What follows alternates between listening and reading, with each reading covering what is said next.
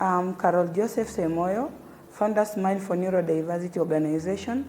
This is an organization for parents with children living with neurological disorders. For that I mean, we cover cerebral palsy, autism, Down syndrome, hydrocephalus, and spina bifida. But me, myself, I'm a special mom to a 14-year-old boy living with severe cerebral palsy.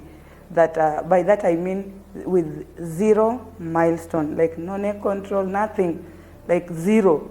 And I'm a mom of 3, 2 regular kids and the 1 special kid. Unfortunately, we lost the dad due to depression. The reason I started Smile for Neurodiversity to advocate for men and encourage them that disability is there, and acceptance is key, because when you accept, it becomes much easier.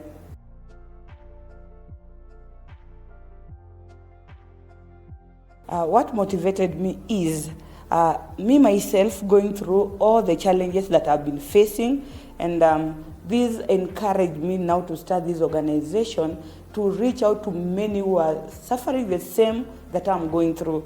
And also, losing my husband was the major thing that led me to this. Because now, if we are not going to come out, speak to our men about disability, that disability is there, and our kids are there to stay, they are there to live for long. So if we are not going to tell men about this, we're going to lose more of them. But if we are going to create awareness and tell them that it's here, a disability is here, we'll have them. And I think by that I mean we'll include them in our daily lives.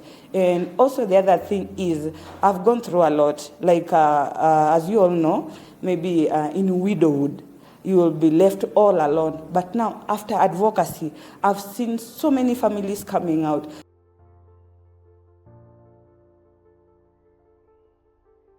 Our success story, as we are speaking right now, I've talked about parents coming out with their kids, of which previously there was nothing like that. But now you'll get people refer, if this girl can come out and talk about it, even me myself, I'm doing this. Dads are now out. Like we have special, 2 special dads who are left with their wives.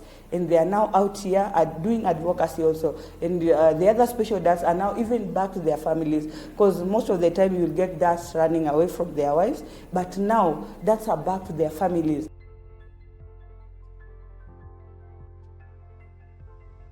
The moment that I'll never forget in my life is the moment when we lose the special kids. It finishes me, because like when you are a parent, because our kids are prone to infections and such.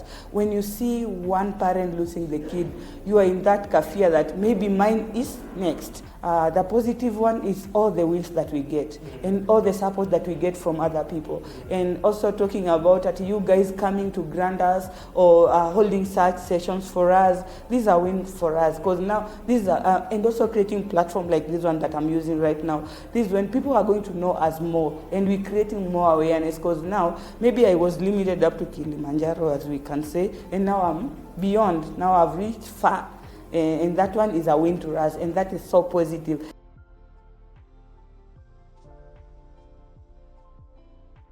The main challenges that we face as groups with people living with disabilities in Kenya, one, finances. Like, no one is ready to help us if we are not going to knock doors.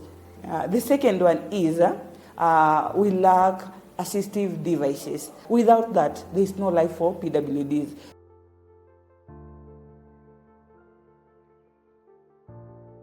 The assistive technology has really been of great impact to our lives, especially to our organization. When we do wheelchairs, most of our CP kids, maybe with a certain level of disability, of the severity, like my son has severe cerebral palsy, he can't do anything. But when you wrap him around the wheelchair, you will be able to take him from one location to another. We were even able to be going to school, and we are even able to go to church, and also to socialize with others. For the hearing aids, many people don't understand, like most of our kids with cerebral palsy, some don't hear. Like mine hears, but he doesn't understand. So there are others who don't hear completely. There are others who hear partially. Those who hear partially, we encourage them to get hearing aids that can enable them, maybe when they're in school, they get what the teacher is teaching, and so on.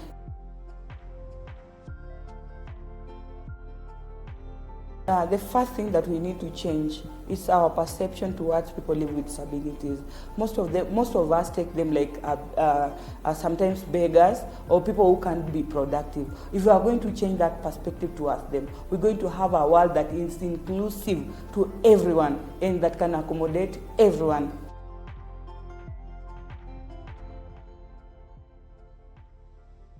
Kindly, when you make decisions or you make solutions, consider everything that we've written down, all the requests that PWs have requested, because most of them are ignored. But if you're going to consider us and put everything that we requested in practice, maybe if you grant, if you give someone support, full support, that person will be able to produce what is in that person.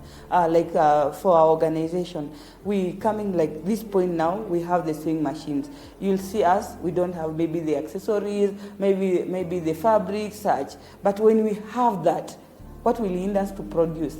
We won't even go back to the street and we beg for diapers. No, we'll be able now to buy diapers for our kids. We'll be able to buy food for our kids. We'll not even ask anyone to do that for us. Because if at all I say we get employed, that's a lie. Because no one will employ someone who is supposed to be like 12 hours with the kid and maybe 4 without the kid. No one will do that. So if at all you consider this, the world is going to be inclusive of everyone.